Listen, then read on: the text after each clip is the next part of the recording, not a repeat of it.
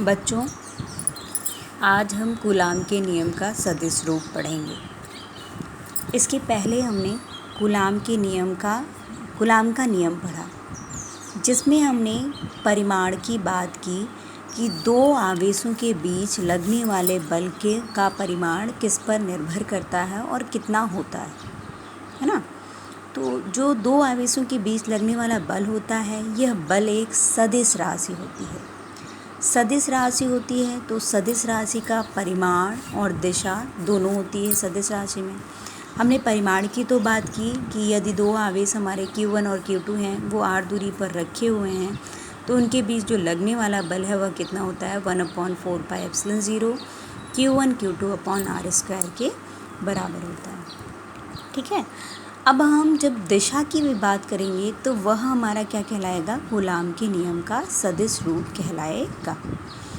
देखिए, हम मान लेते हैं कि हमारे दो आवेश हैं Q1 Q2, दोनों ही आपके पॉजिटिव आवेश हैं और वह कितनी दूरी पर रखे हैं, r दूरी पर रखे हैं।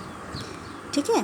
तो इनके बीच क्या होगा, ये दोनों एक दूसरे को क्या करेंगे, प्रतिकर्षित करेंगे और ये दोनों ही आवेश एक दूसरे पर बल लगाएंगे। Q2 आवेश Q1 पर बल लगाएगा, Q1 आवेश Q2 पर बल लगाएगा। Q1 पर जो Q2 के कारण बल लगेगा उसकी दिशा किधर की ओर होगी, इधर की ओर। Q1 पर लगने वाले बल की दिशा इधर की ओर और Q2 पर लगने वाले बल की दिशा इधर की ओर। Q1 पर किसके कारण बल लग रहा है, Q2 आवेश के कारण बल लग रहा है। तो यह बल क्या हम मान लेते हैं, F12 बल है किस पर, Q1 पर लगने वाला और किसके कारण, Q2 के कारण।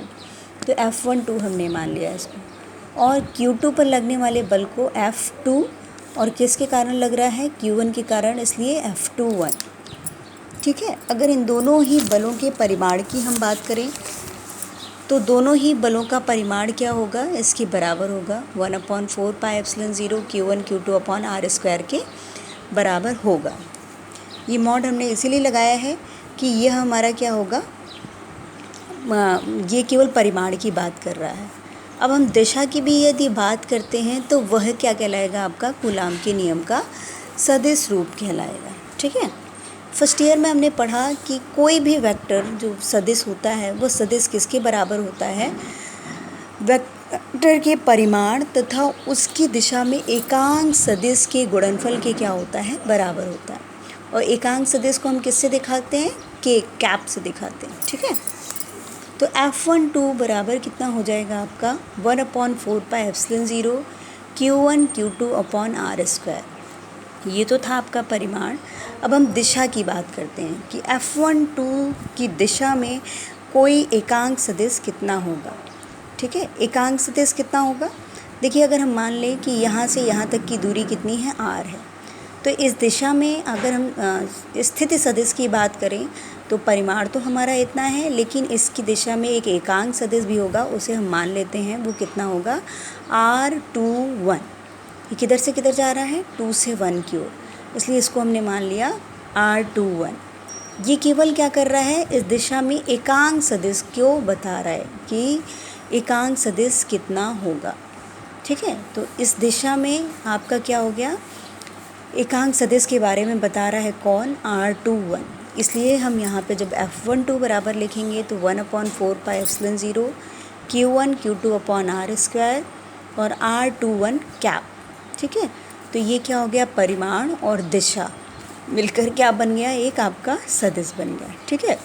इसी तरीके से जब हम F21 के बारे में बात करेंगे तो F21 बराबर आपका कितना हो जाएगा, परिमाण तो वही रहेगा, केवल दिशा बदल जाएगी और दिशा इसके जस्ट क्या है, अपोजिट है। तो इधर की ओर अगर r21 हमने माना है तो इधर की ओर क्या हो जाएगी आपकी r12। एकांक सदिश क्या होगी, r12। तो F21 बराबर आपको इतना मिल रहा है। देखिए, आप जानते हैं कि एकांक सदिश की यदि हम बात करें तो एकांक सदिश बराबर क्या होता है आपका, यहाँ से देखिए, एकांक सदिश बराबर क्या हो जाएगा, वेक्टर और बटे में क्या हो जाएगा, उसका परिमाण। ठीक है। ये परिमाण को हम ऐसे भी लिखते हैं मॉड लगा के, और सिंपली उसके ऊपर वेक्टर ना लगाएं तब भी वो क्या कहलाता है, उस वेक्टर का या सदिश का क्या कहलाता है, परिमाण कहलाता है। तो यहाँ पे एकांक सदिश की जगह पर हमने क्या किया, वेक्टर बटे परिमाण लिख दिया, वेक्टर बटे परिमाण किया। तो ये आपका कितना हो जाएगा, r³ और ऊपर क्या रह जाएगा, वेक्टर r21। इसी तरीके से यहाँ भी ये क्या हो जाएगा, r³ और ऊपर क्या हो जाएगा, r12। तो देखिए F12 बराबर 1/4πε0 Q1 Q2 अपॉन में r³ हो गया और वेक्टर r21, ठीक है। और यहाँ पे F12 बराबर आपको क्या मिल रहा है, सॉरी F21 बराबर होगा, यहाँ पे F21 बराबर आपको इतना मिल जाएगा, ठीक है। अब देखिए आपने r21 बराबर, वेक्टर r21 बराबर पढ़ा है पहले ही कि वेक्टर r21 बराबर क्या होता है, vector r1 minus vector r2।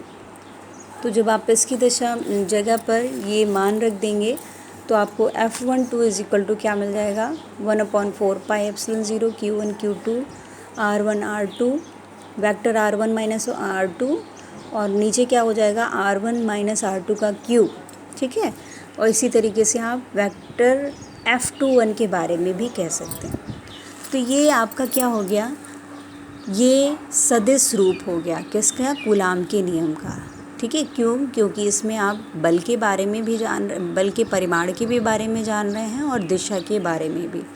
तो यह आपका क्या कहलाएगा, कूलाम के नियम का सदिश रूप।